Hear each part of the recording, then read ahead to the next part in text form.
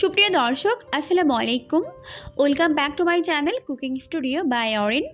আজকের পর্বে আপনাদেরকে ডিম দিয়ে তৈরি অসম্ভব মজার একটি নাস্তা রেসিপি তৈরি করে দেখাবো। এই নাস্তাটি আপনারা খুব সহজে আর কম সময়ে তৈরি করে নিতে পারবেন। একবার তৈরি করে দেখবেন, বারবার তৈরি করার রিকোয়েস্ট আপনার কাছে আসতেই থাকবে। আর এই নাস্তাটি খেতে এতটাই বেশি মজার হয় যে পরিবারের সবাই এটাকে অনেক বেশি পছন্দ করবে আর অনেক মজা করে খাবে। এই নাস্তা তৈরি করার জন্য আমি এখানে দুইটা বোল নিয়েছি। এখন প্রথমে আমি এই বোলের মধ্যে ডিমের সাদা অংশ এবং হলুদ অংশ এইভাবে আলাদা করে নিচ্ছি। আর এই কাজটা একটু কেয়ারফুলি করতে হবে যাতে সাদা অংশের মধ্যে হলুদ অংশ না পড়ে। তো আমার ডিমটা কিন্তু একটু ভেঙে সাদা অংশের মধ্যে কিছুটা হলুদ অংশ পড়ে গেছিলো। এখন আমি চলে এসেছি পরবর্তী স্টেপে। এই জন্য এখানে একটি বোল নিয়েছি আর এই বোলের মধ্যে এখন দিয়ে নিচ্ছি 1 কাপ পরিমাণ চাউলের গুঁড়া। আর আমি যে কাপটা ব্যবহার করছি এটা হাফ কাপ, এই জন্য এই কাপের 2 কাপ পরিমাণ চাউলের গুঁড়া দিয়ে দিচ্ছে। আপনারা এখানে ভেজা বা শুকনো যে কোনো চাউলের গুঁড়া ব্যবহার করতে পারবেন। আমি এখানে শুকনো চাউলের গুঁড়াটাকে নিয়েছি। এরপর এখন এর মধ্যে দিয়ে দিলাম 1/4 কাপ পরিমাণ ময়দা, অর্থাৎ 1 কাপের 4 ভাগের 1 ভাগ পরিমাণ। 1/4 কাপ দিয়ে দিচ্ছি চিনি আর 2 টেবিল চামচ পরিমাণ দিয়ে দিচ্ছি গুঁড়া দুধ। 1 চামচের 4 ভাগের 1 ভাগ পরিমাণ দিয়ে দিচ্ছি লবণ। এরপর এই সমস্ত উপকরণগুলোকে একত্রে খুব ভালো করে মিশিয়ে নিচ্ছে।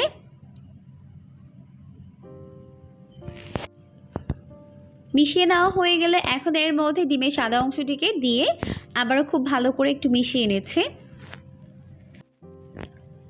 মিশিয়ে নিয়েছি। এরপর এখন এর মধ্যে অল্প অল্প করে নর্মাল তাপমাত্রার পানি দিয়ে মেখে একটি গোলা তৈরি করে নিব।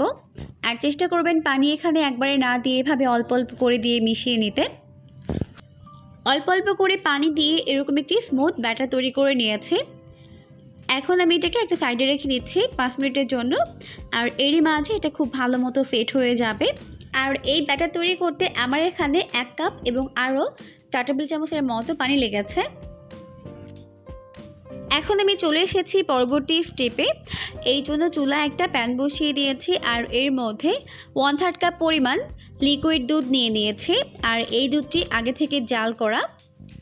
তো চুলা অন করার আগে আমি এর মধ্যে দিয়ে দিয়েছি 2 টেবিল চামচ পরিমাণ চাউলের গুঁড়া, 2 টেবিল চামচ পরিমাণ দিয়ে দিয়েছি চিনি। এখন চাউলের গুঁড়া আর চিনি দুধের সঙ্গে খুব ভালো করে মিশিয়ে নিচ্ছে। আর এটা অবশ্যই চুলা অন করার আগেই করে নিতে হবে। দুধ গরম হয়ে গেলে কিন্তু চাউলের গুঁড়া অ্যাড করলে চাউলের গুঁড়া দলা পেকে যাবে। আর এটাকে এইভাবে অনবরত নাড়তে হবে, তাহলে কিন্তু নিচে দলা পেকে যাবে। আর এটাকে লো আঁচে তৈরি করে নিতে হবে। দেখতেই পাচ্ছেন এটা কিন্তু অনেকটা ক্রিমি হয়ে গেছে। এখন আমি এর মধ্যে দিয়ে দিচ্ছি চিমটি পরিমাণের লবণ, 2 টেবিল চামচ পরিমাণ গুঁড়া দুধ, 1 চামচ পরিমাণ দিয়ে দিচ্ছি ঘি। এরপর এই সমস্ত উপকরণগুলোকে একত্রে খুব ভালো করে মিশিয়ে নিচ্ছে। তো ভালো করে মিশিয়ে নেওয়া হয়ে গেলে আমাদের নাস্তার পুর রেডি। এখন আমি এটাকে চুলা থেকে নামিয়ে নিচ্ছি।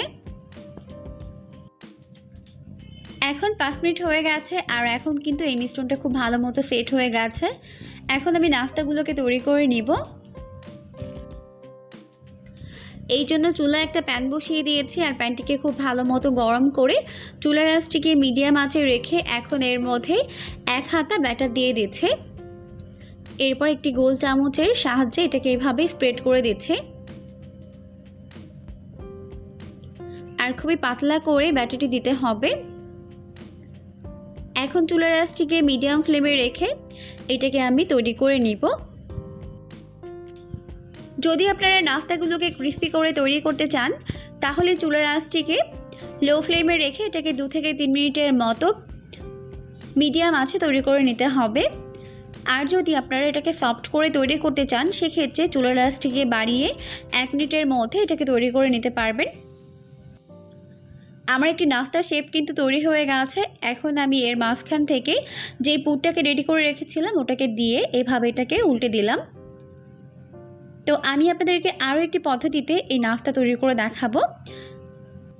আর এই নাস্তাগুলোকে যদি আপনারা ফ্রাই প্যানে তৈরি করেন সেক্ষেত্রে কিন্তু কোনো তেল বা কিছুই লাগবে না। তো এখন আমি এর মধ্যে আবারও 1 চামচের মতো ব্যাটার দিয়ে দিলাম, দিয়ে এটাকে এইভাবে স্প্রেড করে দিচ্ছে।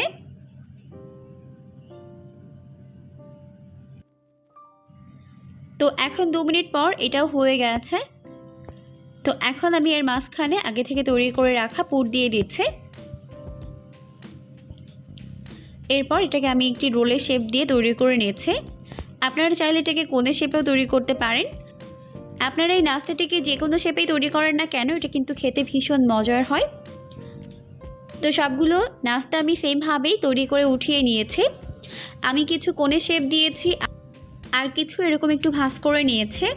এই নাস্তাটি খেতে কিন্তু দুর্দান্ত মজার হয়, অবশ্যই বাসায় ট্রাই করবেন। দেখবেন পরিবারের সবাই এটাকে অনেক বেশি পছন্দ করবে আর অনেক মজা করে খাবে। পরবর্তী ভিডিও দেখার আমন্ত্রণ জানিয়ে আজকের মতো এখানেই বিদায় নিচ্ছি। সবাই অনেক বেশি ভালো থাকবেন। আল্লাহ হাফেজ।